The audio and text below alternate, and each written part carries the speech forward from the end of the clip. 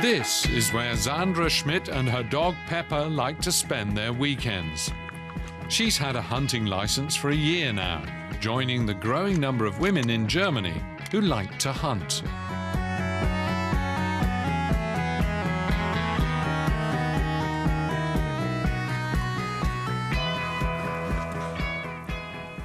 To me personally, it's time out, time to myself.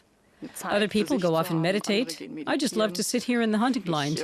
It's the same thing, really. Breathing in and out and letting go. Einatmen, ausatmen, loslassen. On the road in Berlin at 5 o'clock on a Saturday morning. Sandra Schmidt is heading out of town. She works as an office manager for a government agency that gets out to the countryside whenever she can. It's okay in the car, but on foot, I sometimes have to tell myself to pull myself together and not be scared. I've got a weapon after all. But I don't like to think about what's out there. I feel better once it gets light out. Hunting is traditionally a man's world. 20 years ago, just 1% of German hunting licenses were held by women. Today, the figure's risen to 10% and their numbers are climbing steadily. These days, half the participants in courses run by the Berlin Hunting Association are female. I welcome the increase in the numbers of women training to hunt. They tend to exercise more caution, they're not so trigger-happy, and they tend to be more communicative than men.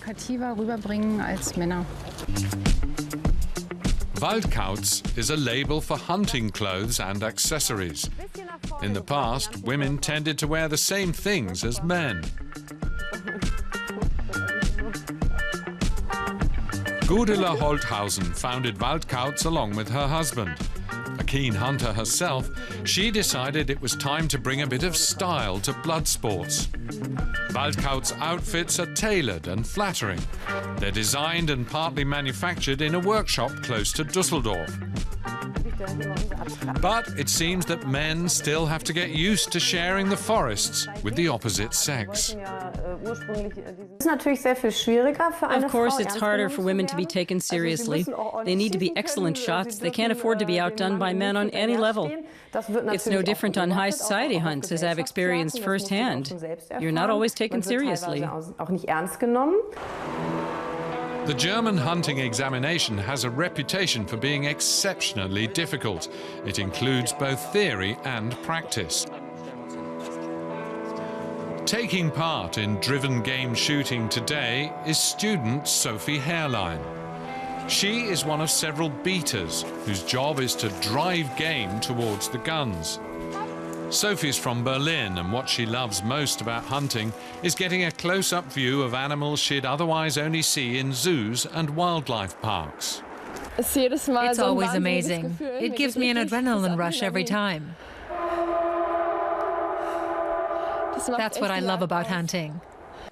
The Hunting Association maintains that hunters help manage wildlife populations.